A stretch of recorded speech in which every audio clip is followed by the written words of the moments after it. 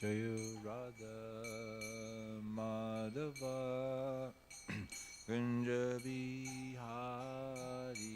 Jaya Radha Madhava Kunja Bihari Gopi Janna Vallabha Giri Varadari Jaya Gopi Janna Vallabha Giri Varadari Yashodanandanam Rajajana Ranjanam Yashodanandanam Rajajana Ranjanam Yamuna Tira Vanachari Jamuna Tira Vanachari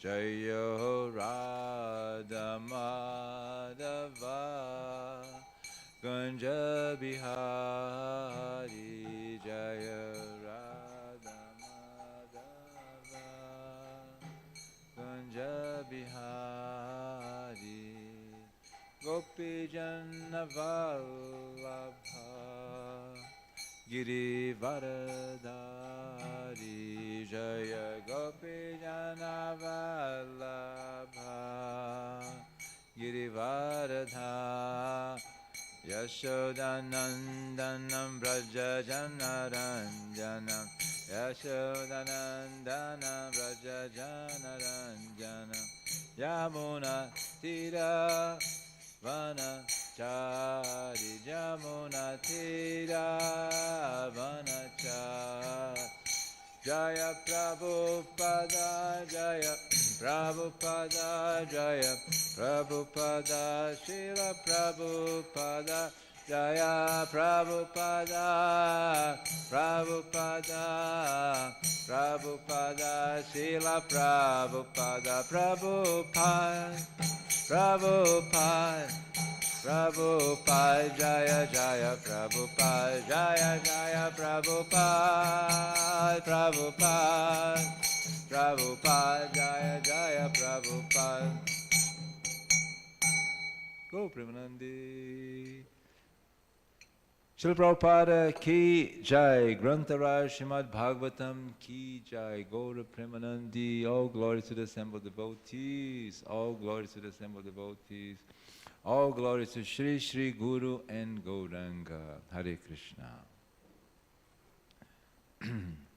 A very good morning to all of you. You all understand English? English is okay? Yes? We can manage with English? Great. Okay. So, since we're a small group, let's come closer. I'm very friendly. I'm from Brazil. Brazil and India are friends. So yes, bring your chair closer. Come closer. How do you say closer in Hindi? Pas mengi. Pas mengi.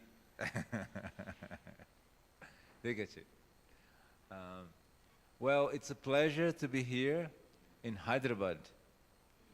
I was here in Hyderabad 43 years ago. Some of you are not born at that time. And Hyderabad was very different, I tell you. Thank you very much. Jai Prabhupada Jai.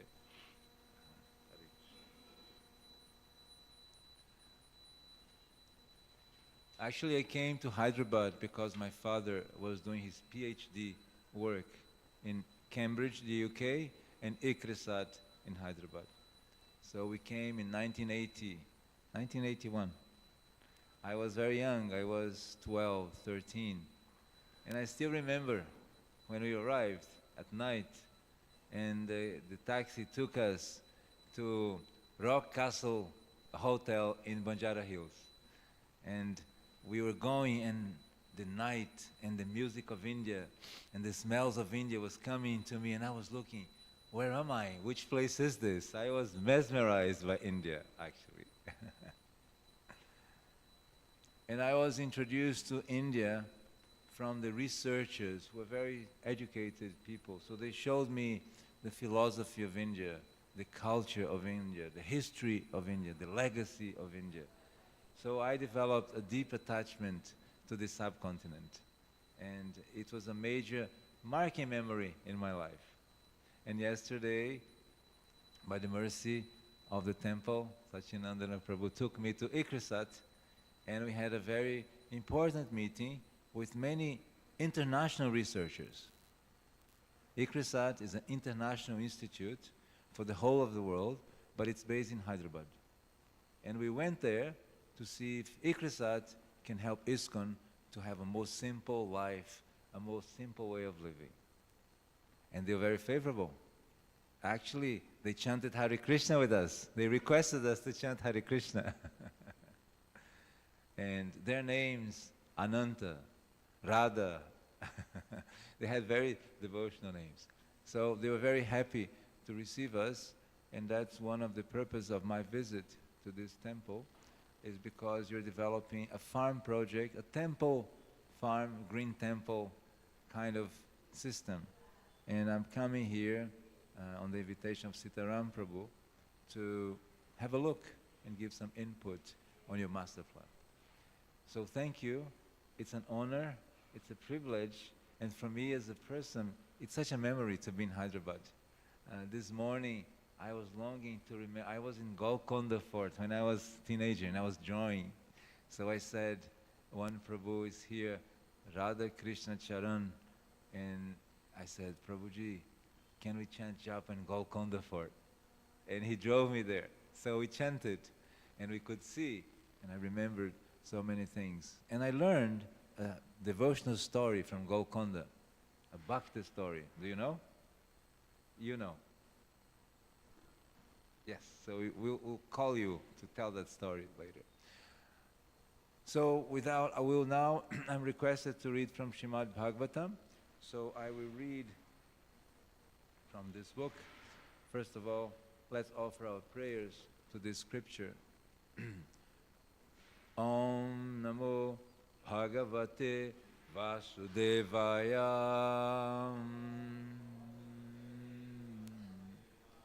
Om Namo Bhagavate Vasudevaya. Om Namo Bhagavate Vasudevaya.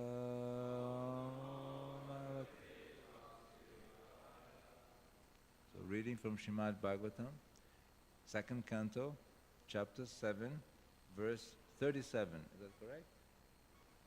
37. 37.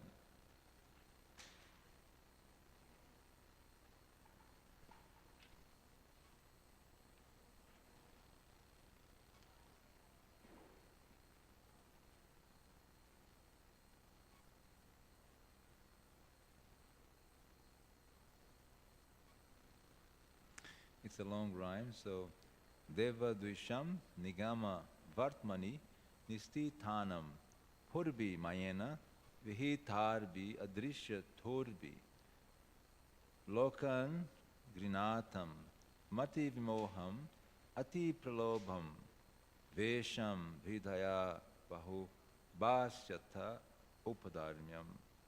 So let's just read the translation.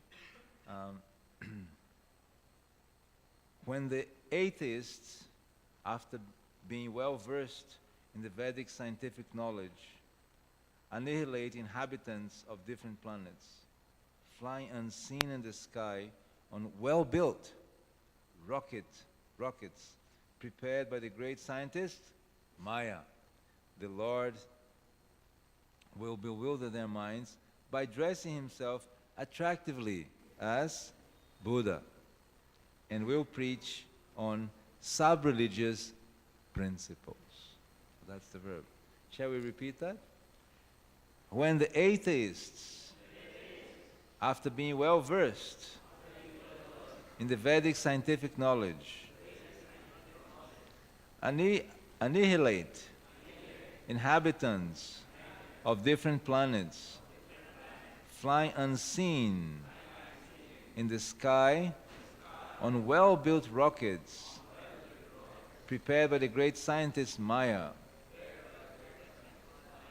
the Lord will bewilder their minds by dressing himself attractively as Buddha and will preach on sub-religious principles.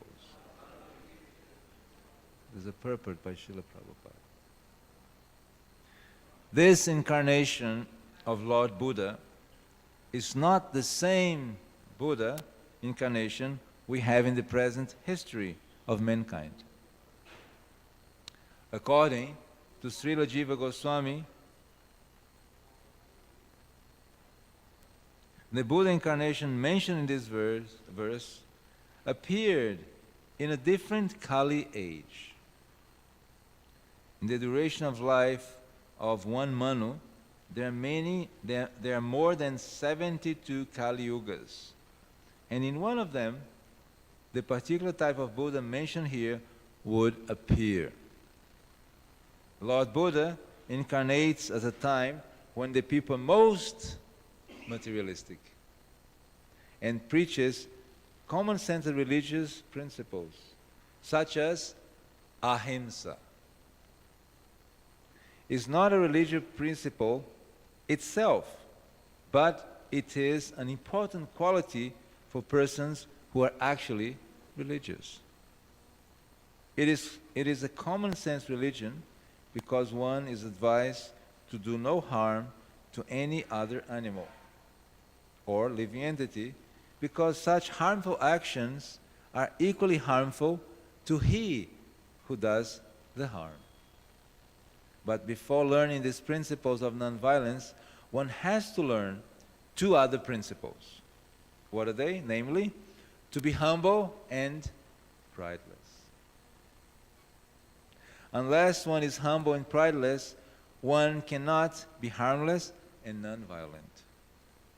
After being nonviolent, one has to learn tolerance and simplicity of living. One must offer respect to the great religious preachers and spiritual leaders, and also train the senses for controlled action, learning to be unattached to family and home, and enacting devotional service to the Lord, etc. At the ultimate stage, one has to accept the Lord and become His devotee. Otherwise, there is no religion. In religious principles, there must be God in the center. Otherwise, simple moral instructions are merely sub-religious principles, generally known as upadharma, or nearness, to get close. What is in Hindi, to get close, you told me?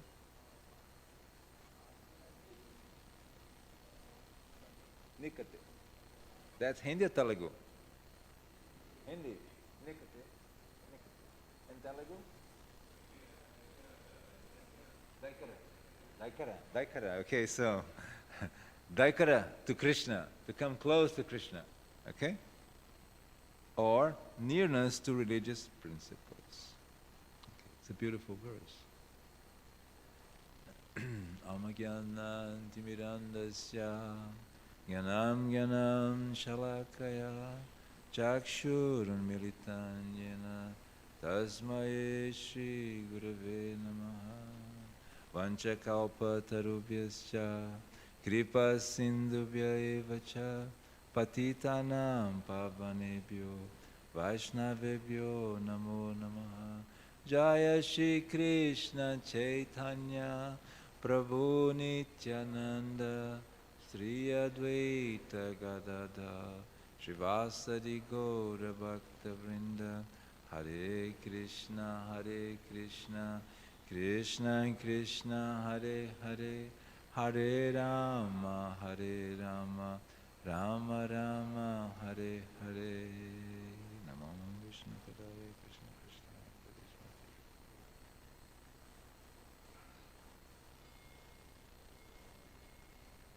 So with the permission of the senior devotees in the room, I beg your blessings and permission that I can make some small comments on Śrīmad-Bhāgavatam. I'm just a simple Bhakti Yoga student. I have gathered some realizations on the road, and now I'm distributing as I travel along the road. So bear with me. And this verse is very important. And actually, every day when this door is closed, you are looking at this chapter. If you look at this door, there's the Das Avatar. And today, we are right in Buddhadev, just before Kalki. Kalki is the next. So if you observe your altar, every day this chapter is here. So actually the temple is a replica of the Śrīmad-Bhāgavatam. If you look at the paintings you have, they are depicting transcendental windows to the spiritual world. And these windows allows us to be enlightened from inside. So right in the first canto, there's a question, why Srila Vyasadeva is being so enlightened and inspired to do the Śrīmad-Bhāgavatam. He has already written all the Vedas. So what's missing? That's the question in the specific verse in the first canto. And for any process, we need two things. One is we need knowledge, and the other we need practice. Confirmed.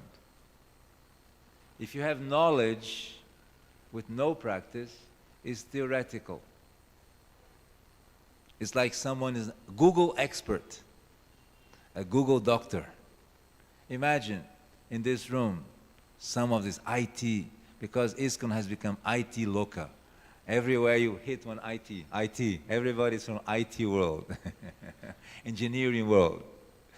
I think we should have more camps in agricultural centers, near research institutes of biology, biodiversity. That's the next big revolution in the world.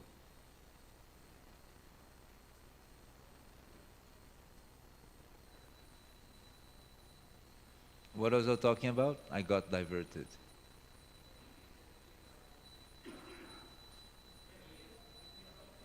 Temple's replica of Śrīmad-Bhāgavatam. And in the first canto, the question about knowledge and practice. So let's say, let's see, who's an IT walla here? Any volunteers? Someone from the IT world. I think I have one. What did you study, prabhu? The IT, right. Now, he starts researching about heart surgery. And he became the top scholar of heart surgery. Okay? And let's say, what is your name? Rahul. Rahul has a little heart problem. And what's your name? Dharmik. So Dharmik became Google doctor. Everything about heart he knows. So Rahul, so you can go to Dharmik and say, Dharmik Prabhu, please make my surgery. Yes? You agree with that? If you have a heart problem, you go, Dharmik, you take the knife, you cut me. Yes or no? Yes. He says yes. He trusts Dharmik so much. He's a doctor. You're actually a doctor. No. He's an engineer. So we will not agree that our father, our grandfather, be opened by someone who just read about medicine, heart surgery. We want someone who is a professional, practice heart surgeon who did many, many surgeries. Correct? And why is that? Because there is the practice, the Vigyan element. So learning about all the Vedas is good. But realizing the goal of the Vedas is another thing. So Vyasadeva had written all about military art, deity worship art. Every art you may think it's described by him.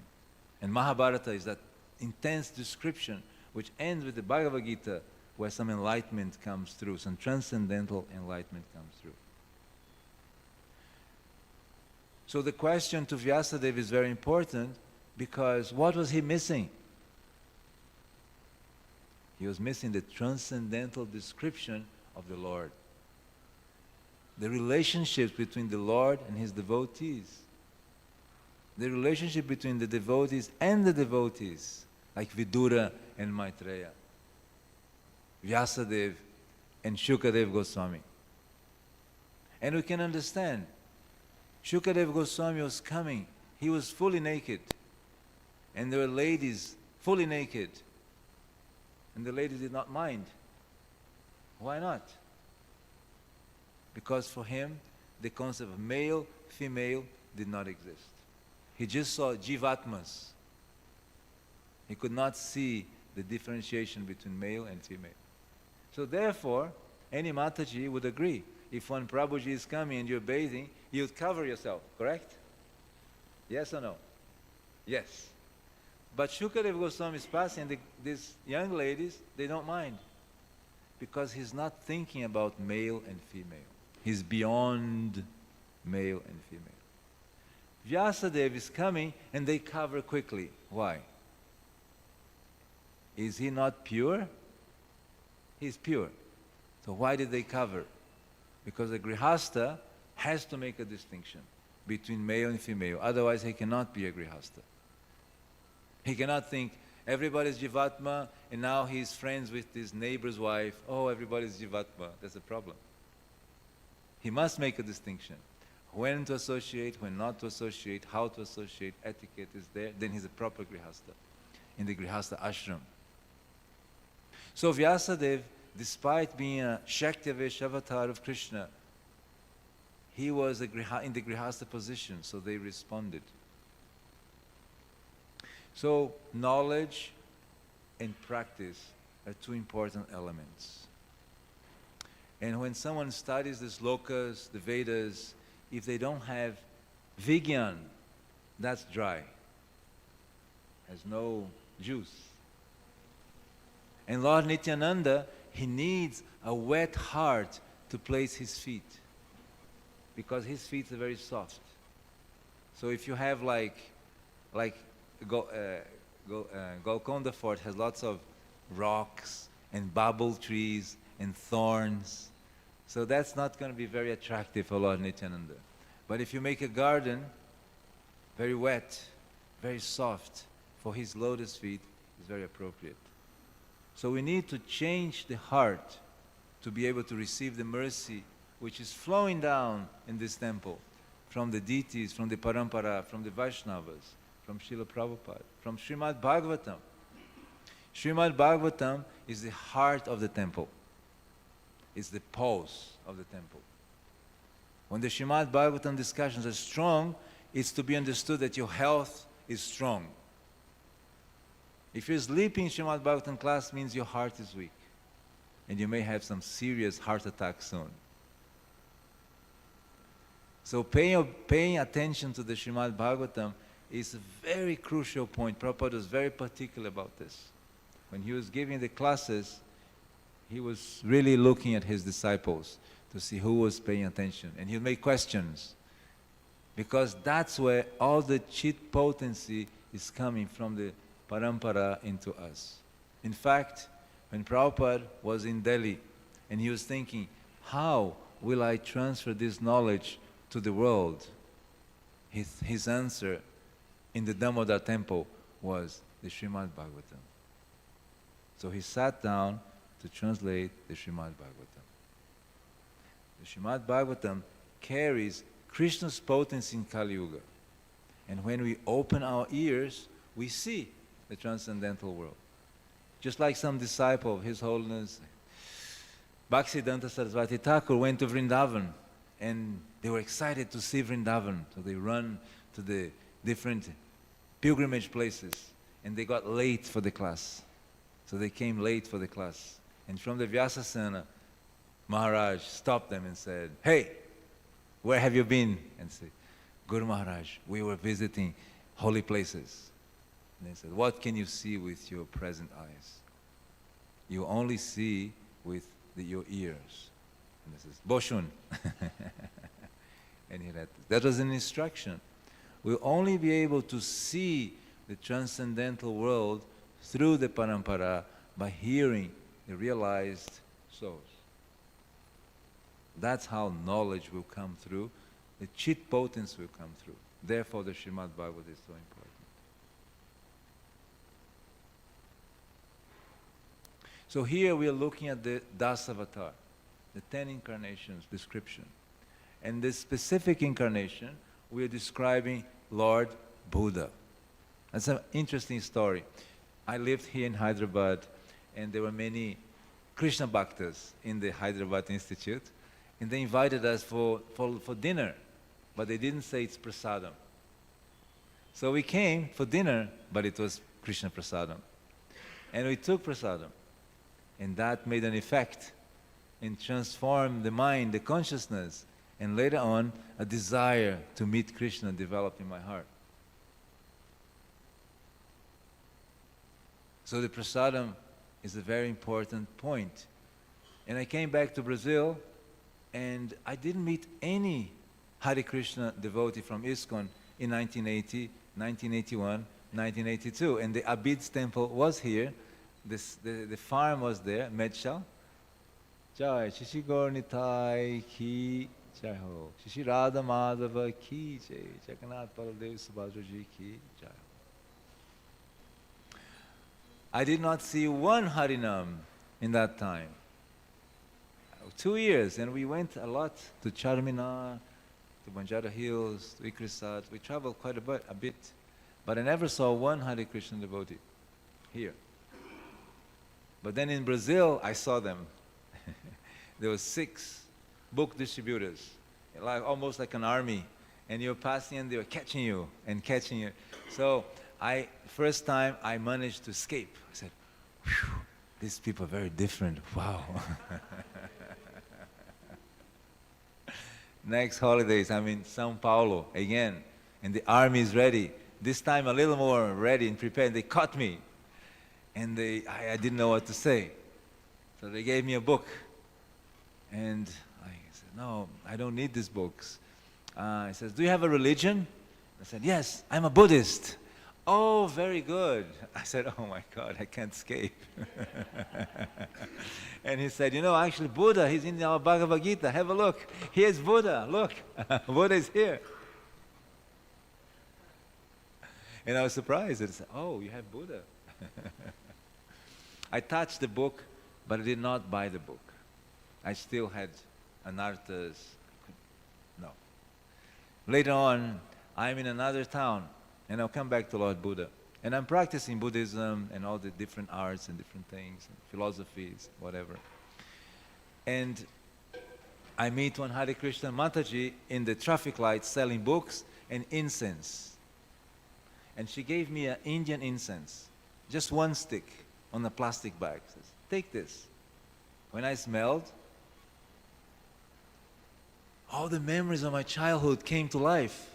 I remembered Hyderabad, Amachitra Qatar, Ram, Hanuman. I was remembering these things, was coming to my mind like anything. And I wanted to buy another incense stick. So I was looking for incense sticks. And then she got a book, and this time I got the book. And I had these most impersonalist philosophies. And I was good at that. She couldn't defeat me. And she told me, "I cannot defeat you, but if you go to the temple, they'll defeat you there. So go to the temple." She challenged me like that. So I said, okay. And she gave me the address. The address is this road. It's kind of memorized. Some 6 months later, Krishna made the arrangement. 3 Jyotish teachers went to Brazil. They're from the Maharishi Yogi team, the Transcendental Meditation. And they needed a translator. That was my job. So they called me and said, "Look, I have 3 teachers from the Maharishi Yoga Center. They need a translator. You interested?" I said, "Yes, I want to go." So I came, I met them, and I asked, "Okay, so where are you from?" They said, "We are from Hyderabad." I said, "Hyderabad?" So there was a connection immediate with them. And then I said, you know, I really like your dhoti. And they smiled like anything. You like dhotis? So they gave me a dhoti. And I immediately wore a dhoti, a sannyasi dhoti. I was wearing a sannyasi dhoti. So I went to the lecture about Jyotish, Vedic Jyotish, in dhoti, with a long flower shirt, a long hair, and a beard. And I'm translating Jyotish. And after the lecture, we became the best friends. This devotee, his name was Raman, Rao, and Pandya. Raman was a Krishna Bhakta, a proper Krishna Bhakta. And he wanted to see a Hare Krishna temple. And he said to me, can you show the town for me? And I said, well, I can show you some nightclubs, and they big eyes, nightclubs? Some bars. No. We need a Hare Krishna temple. I said, Hare Krishna temple. Oh, I remember. Someone gave me one incense with an address. Maybe we can go. So let's go. So we took the car. I have a dhoti, I have a kurta, long hair, a beard. I come to the Hare Krishna Mandir with Raman, Rao, and Pandya. So they almost sleep me, 8 p.m. So they open, Hare, some Indian people. And then everybody got ready. They opened the gate, the doors. We came in, and they asked me, Prabhuji, are you an Indian guru? I said, no. I'm not an Indian guru. I live here. I said, oh, you live here, so please come. And I joined, and I never left. So that's how I joined ISKCON. Hyderabad had a big connection in my joining ISKCON. And Buddha is the topic of the verse. And I was practicing Buddhism.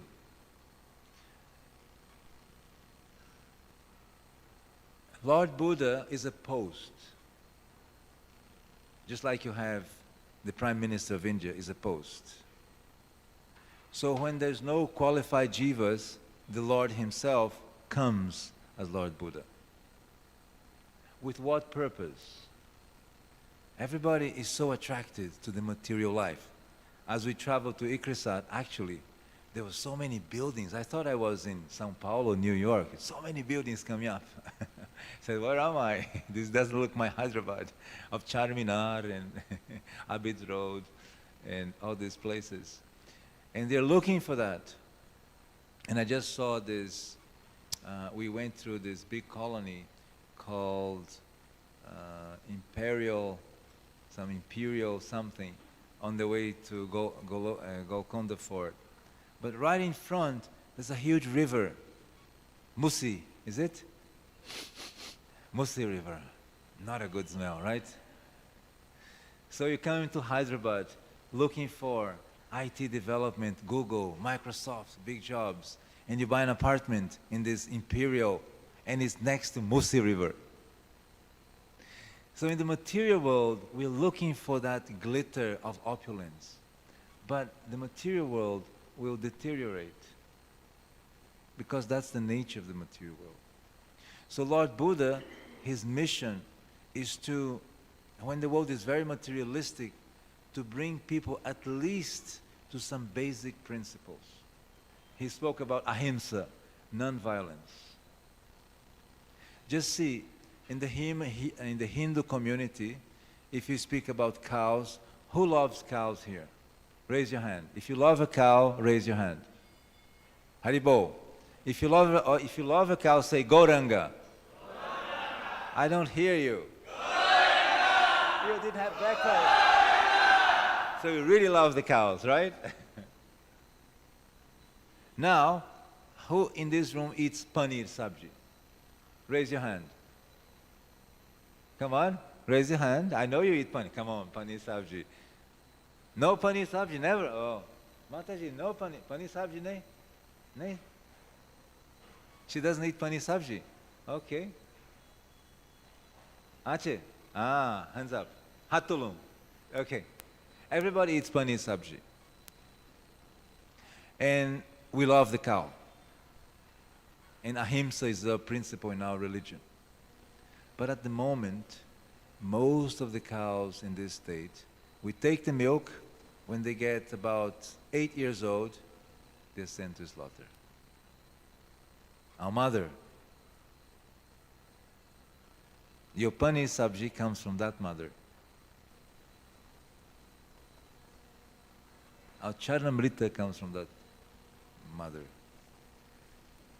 So immediately we feel the pressure on our tradition. Ahimsa is a value, not causing harm to other living entities. So as practitioners of Sanatana Dharma, we must take action. And Prabhupada had a plan. What was his plan? Every temple has a farm. Because then we'll develop humility. If you have to dig the earth, you have to bend. You have to work in the sun. You have to depend on the rains. You become humble. Actually, the word humus, which is the black soil, is the same root as humility. It's the same root as humanity. So ahimsa is a very foundational principle of religion. Because to be able to be ahimsa, Prabhupada mentions here in his purport, you have to develop two immediate qualities. What are they? Who remembers? You have to be humble and prideless. See, Shrutidhara, as he remembered. Humility and humbleness. Because if you're not humble, how are you going to be ahimsa? No problem. Paneer sabji, what's the problem? Prabhu, what's the big deal? Everybody eats this. What's the big deal? Right? And you have to be simple. Because if you go into this big technological development, AI, artificial intelligence, so attractive. You put one word, he creates a whole essay for you. A music, a movie, anything you want. You put the AI, boom. But we have to go from AI to NI. What's NI? Natural intelligence.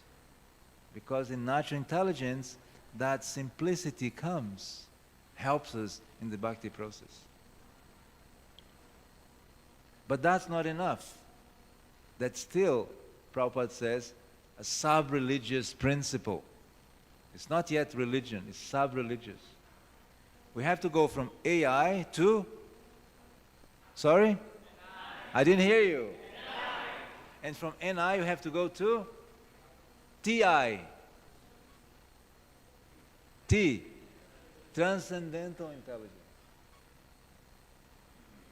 So AI is the materialistic science trying to solve the world's problems. Climate change, hunger, disease, pest disease, by drones, by calculating how much nitrogen I have to put on this farm, how much the speed of the pipeline of the production line has to work, making songs and essays, so teachers, writers, poets is not necessary anymore. AI now is the big.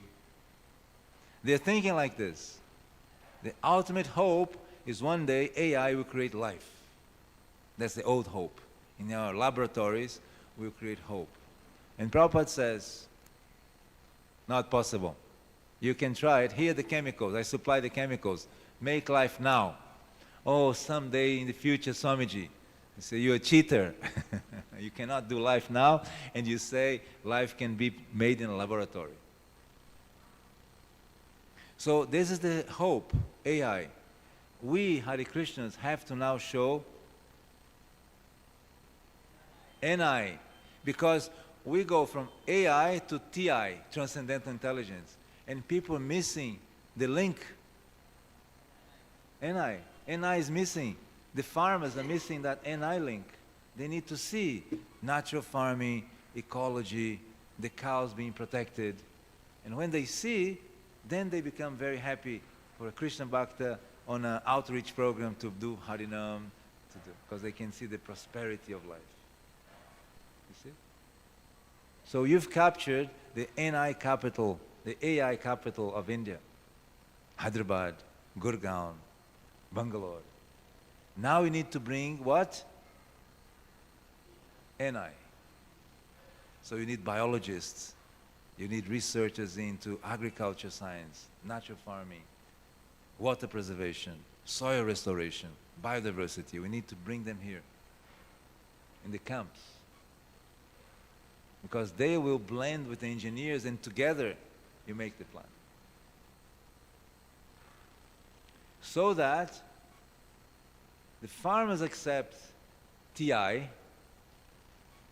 and then the scientists, they're so happy. They live in a village, they have everything. We have to study them. So the scientists then get close to TI from the farmers. So the strategies is, we conquered the IT world in India. IT Loka is there.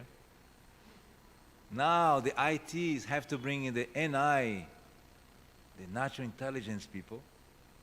I'm in the NI team. And then you have to go to the transcendental intelligence. Prabhujis, so many Prabhujis are preachers. So we make one team. The AI Wallace connecting to the NI Wallace with the TI sadhus. And together we make Prabhupada's vision. Simple living and high thinking is the TI. Simple living is the NI. But to get NI, we need AI. Because AI is the big topic today in Hyderabad. Artificial intelligent marketing, artificial intelligent everything. They haven't understood that there's a need for Krishna's blueprint, Dharma. Dharma comes from Dri.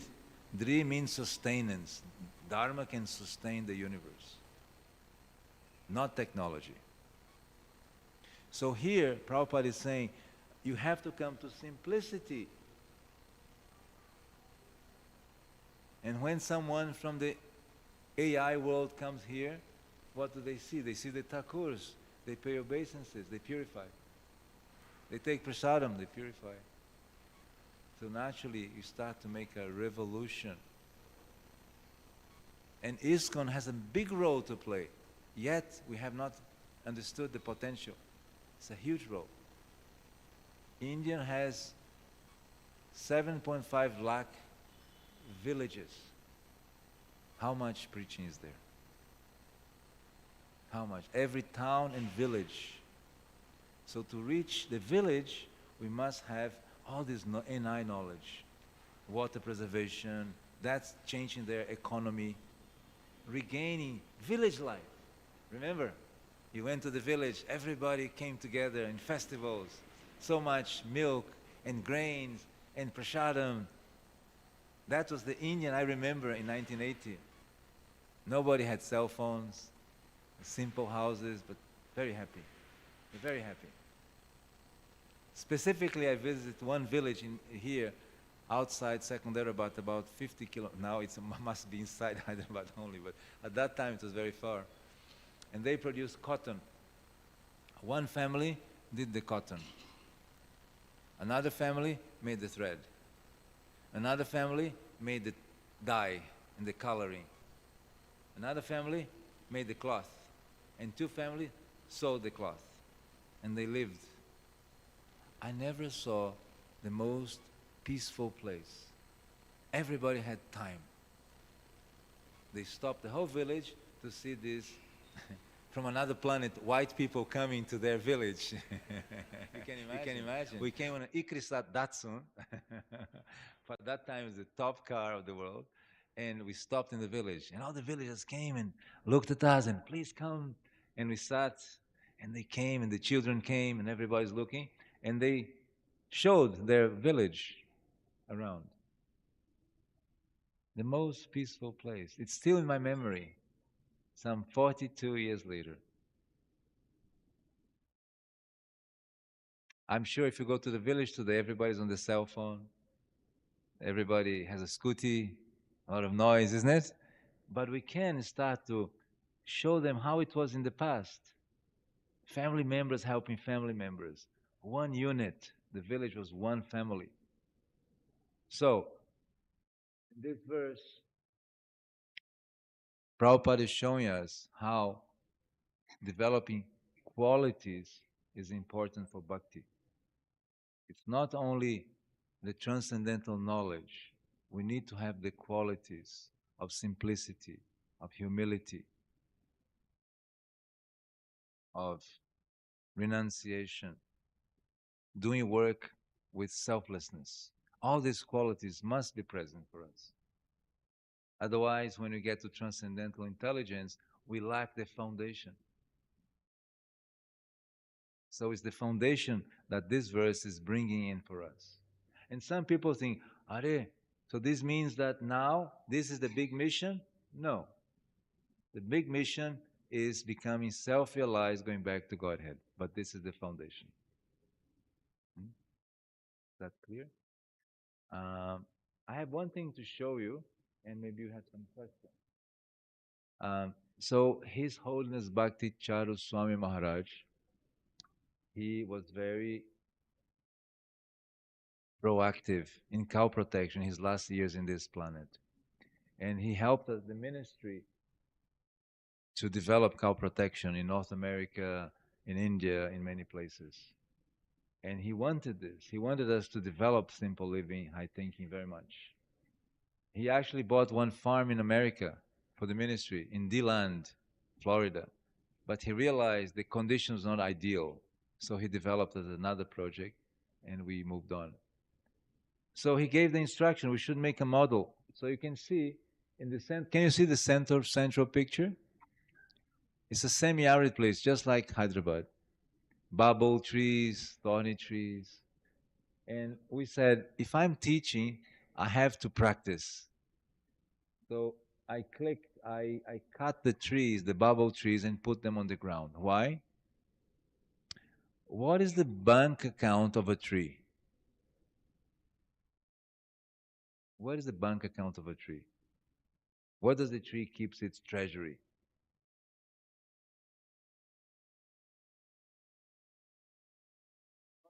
No problem. I'm a very good person. I won't just say. Roots. Yes, the roots is important, but there's another more important bank account holder. The seeds, the fruits. Yes, yes.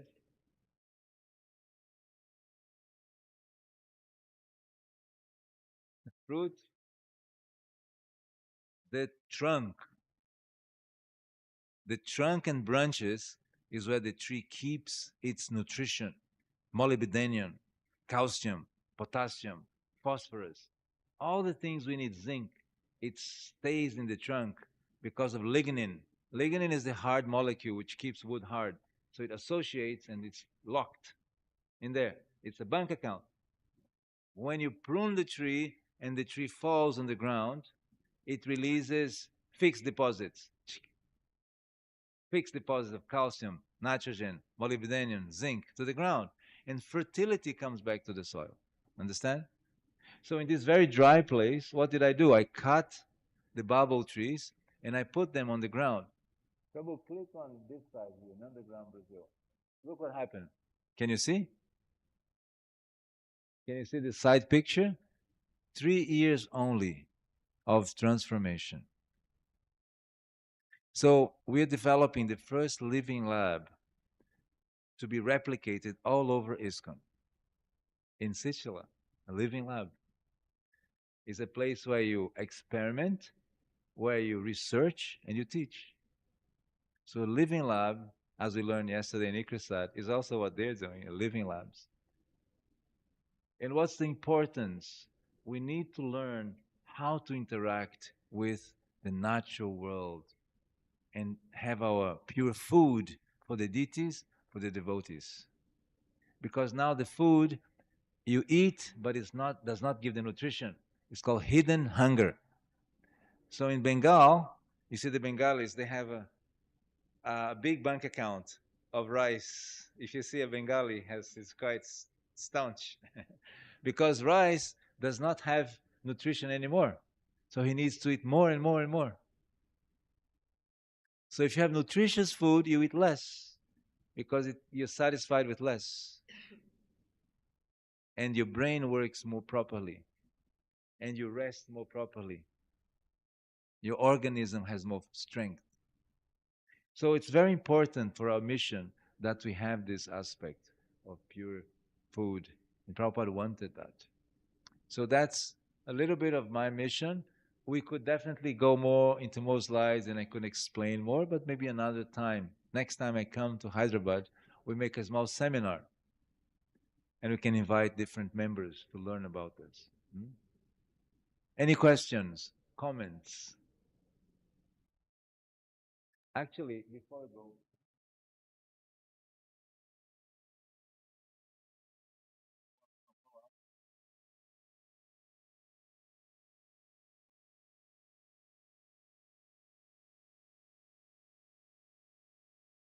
okay, we went to another space. It's okay, another day. This is for your next visit. I'll show you. What? Yeah, okay, you got it. You see on the top, if you click on the top picture, 2022. No, not the picture, not the name. Go up with your finger, click on the map. Click on the picture. Yeah. You see? Very dry. Like Vrindavan, like Hyderabad, semi-arid. Now go out, Prabhu. Click on the bottom picture. This is 3 years later. Transformation. And he's clapping. Clapping for nature. Nature did a great work. We just allowed nature to be. So that's what we're trying to do. We're trying to get the technologies which we can learn and teach from those experiences. So questions, corrections, comments. Any prashna? Prashna? Any question?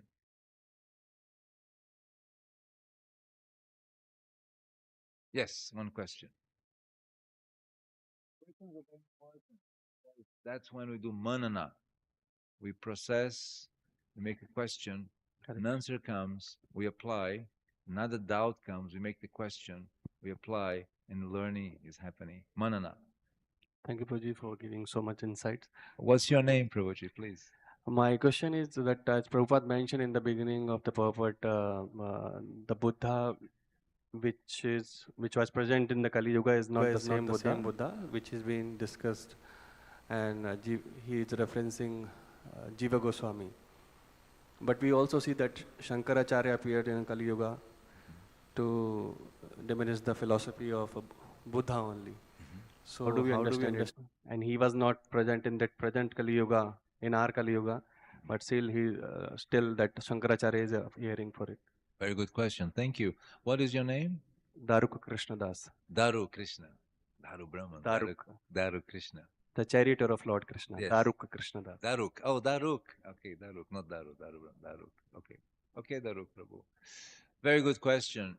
You see, the incarnation of the Lord, they have a calendar. Just like you have the monsoon and you have the Vashanta, isn't it? In the year you have different seasons. The Lord has different incarnations, which come at different times with different purposes. But the purpose is to elevate consciousness.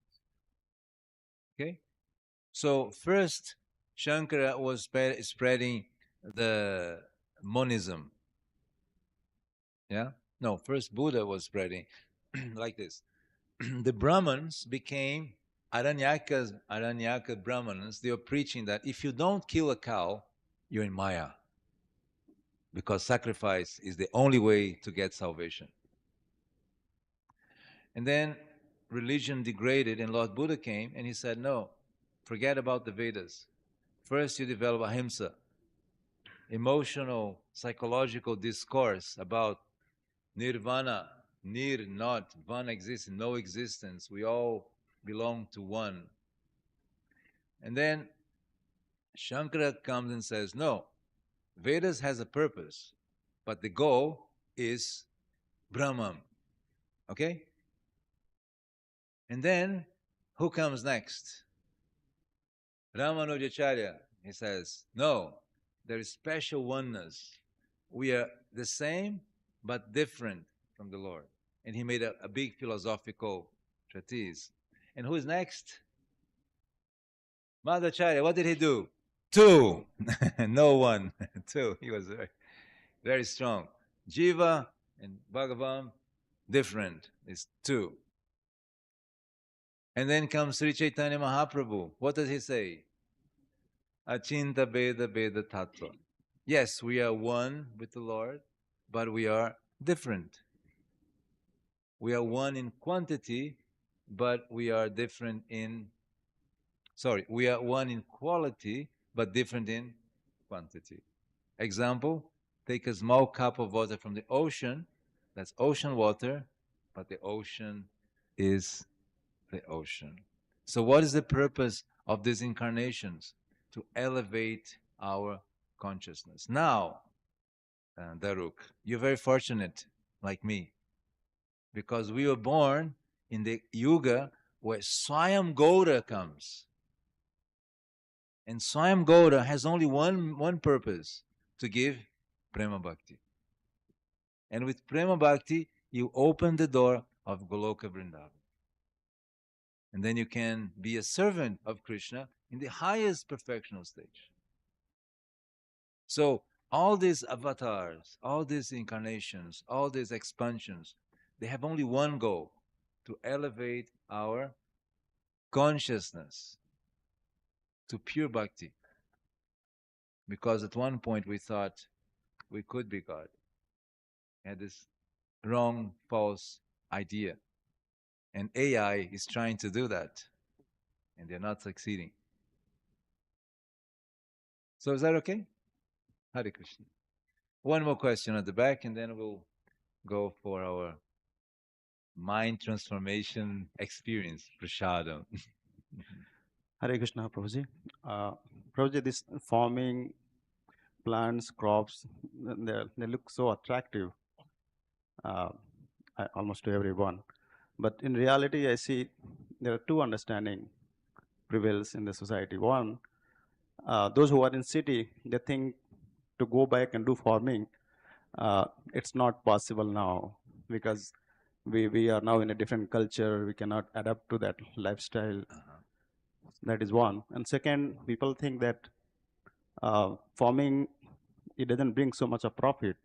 You'll always be in loss, and then so much suicide and investment required, and they are always suffer. So there are two things, it bewilders me how to address it, Prabhu. Your question is a seminar. But I can give a small light to that. You touch on two very important... What's your name?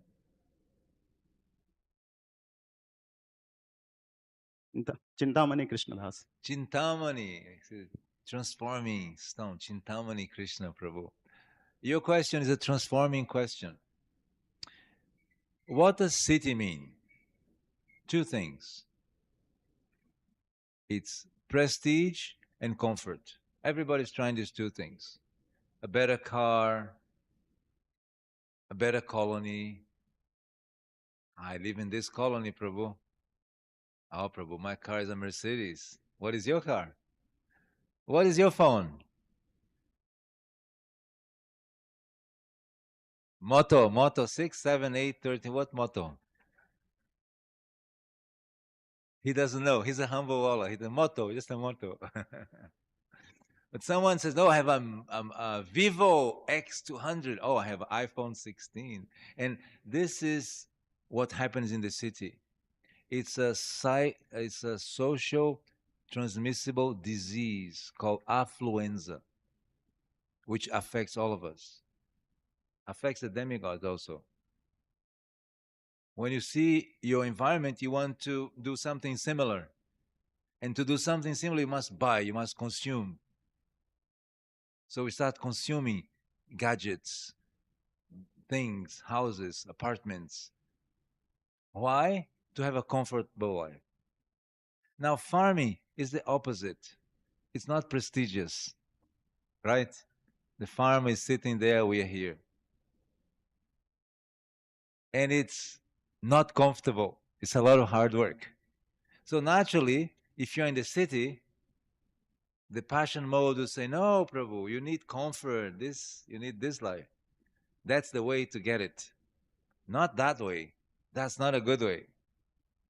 But in the farm, you develop the mode of goodness. And mode of goodness will give you patience and realization and abundance. And you see nature grow in front of your eyes, like I did. For me, this was a transforming experience. I said, nature works. And I'm just an instrument of this transformation. So that reward translates into you applying the right technologies and producing abundant mangoes and champas and coconuts. And now people be attracted because the fruits are very nice. So the initial stage is a hard transition from passion to goodness.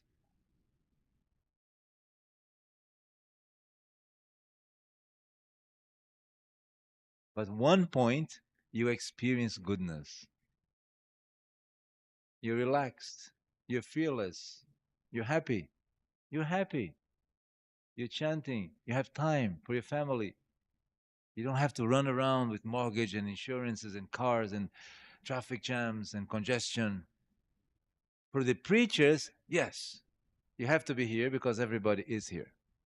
For us, we could be living in a nice place full of nice fruits and cows and community and children and future and swamis coming doing retreats. And we have time, we have fruits, we have opulence, we have space. Understand? So now is the right time to prepare the future by giving a chance to go to the mode of goodness, giving a chance to the preachers to relax. It's not easy to be here in this town every day in traffic and people every day. When you come to the farms, then you swim in the river, refresh, become new. Yeah.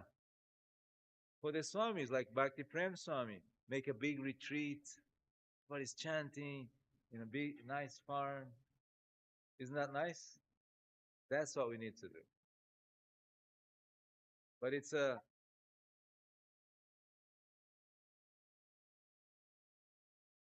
until you get to the world of goodness. Is that okay? And the ministry is trying to facilitate. So we have a course called Taking Care of Krishna's Cows. And this course is supposed to tell you how to do this. It's online. It's only 6 lessons online every 2 weeks. And Sachinandana Prabhu, you can share with the congregation the details about this course. Is that okay? You want to say something about the visit, about what we're doing, about the project?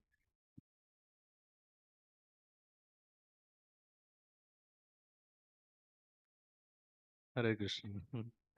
So yesterday we had a nice meeting with the scientist of ICRISAT. ICRISAT is a global institute and we are a global organization. So they're very happy. And we got a very nice warm welcome. Mr. Prabhuji was also very happy. And all the big scientists were sitting there. So they were nicely explaining the different projects. So first we met about the breeders, those who breed crops. But then by understanding our projects and all, they guided us to a different department, which is IDC Krisak Developmental Center. So wherein they develop the whole farm. Right now you see on the screen the whole greenery. So like that of big projects, they do 10,000 hectares, 28,000. 20,000 hectares, Yes. big villages. They develop like recently they're doing Bundelkhand project in UP. The whole dry land they convert into green land. So by using water tapping techniques, so which are called living labs, as Prabhuji told, and they were very happy with our requirements. What is our requirements? They understood, and they are ready to help us also. And they were also saying like science meets spirituality, something like that. So we have spiritual values, we have spiritual knowledge, but when that is supported by the science, that gives a great um, solid formula for the people to take it up and apply in their day-to-day life, especially farmers or as Prabhuji told, the devotees should come up and should explore more into biodiversity, biodiversity, biotechnology, which is the future of the world. People will, the next, Prabhuji was telling yesterday, the fight for the fuel is going to get over, and now there will be fight for the water in the future. And that was also mentioned by Dr. The plant breeder. He said the next war would be for water. He remember he said that? The next resource is water. So could be what. And they were showing one photo in Uttar Pradesh, Bundelkhand area. In one village, they had put how many? 10,000 bores? Yes. 10,000 bore wells. And they exploited the whole groundwater there. Even in that situation also, they are trying to develop, make it green. So they're really doing a good job in saving the earth. Sometimes we think, if not devotee, sometimes we think it is they're just wasting their life. We think, but outside also there are so many good people working for the betterment of this world. So we as devotees, we should just join them to Krishna, and that makes a perfect combination. Hare Krishna. Yes, and Prabhuji was so instrumental because he knows everything in Hyderabad, and he's very knowledgeable too about rural development. He's doing in Sishila, is it? Sirisilla. Tomorrow we are Sirisila. going. Yes, we're going tomorrow there. And so his input gave a very grounded um, aspect to the visit, because I'm coming from a global perspective and he's from the local groundwork. So they like that because they can see it's not just airy, there's practice to it. There's a local practical temple here. And that was very important. And also, since I was a child in this institute, running around and going to the swimming pool and helping my father in his research, it created a very good linking position with the scientists. And we're going back today.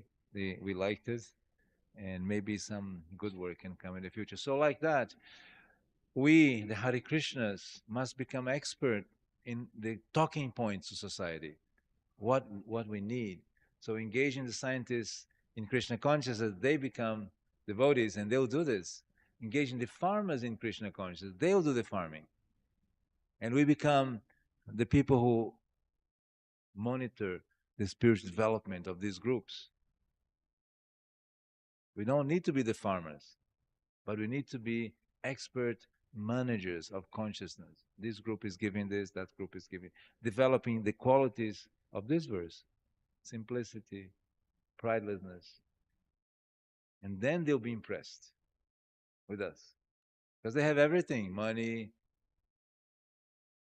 Just for you to have an idea, an international researcher of Ikrasat, when I was a kid here, he had 2 cars, like 2 Mercedes, it was Datsun at the time, in his door. His children could study any place in the planet. The director gave you a globe and a pin and said, okay, where do you want to go? This is Switzerland, England, and they would pay everything. Every year they had like 2 1-month holiday paid in full 5-star resorts for the scientists and a huge salary. So, I mean, they were like kings almost, like they had so much wealth. And these scientists were very much today inclined for Krishna consciousness. So that was so good to hear. So if they come in contact, then we have everything we need. We have the spiritual knowledge, pure, scientific knowledge, trusted, and the governments. Then we can make a big plan. Right? What is your name again? Ananta? Ananta Achintya. Achintya means inconceivable. Ananta, inconceivable Ananta. And Ananta Chintya Prabhu will be able to give so many classes for the scientists and convert them into Krishna. They're already Krishna Bhaktas. All they need is some cultivation, isn't it? Okay, I have a little overtime. Thank you very much. For me, it's a pleasure, as I mentioned, to be in Hyderabad. It's very dear to my childhood memories. And I was actually planning this trip for 10 years. I was in Mayapur. I always wanted to come, but never the final arrangement came. I was invited by so many devotees and groups, and finally, I came. I'm really happy to be here. On that note, Srila Prabhupada ki. And if you do give your blessings that this mission will go forward, you have to say Gauranga. I don't hear you. One more. Nityananda. Srila Prabhupada ki. Gaura Premanandi.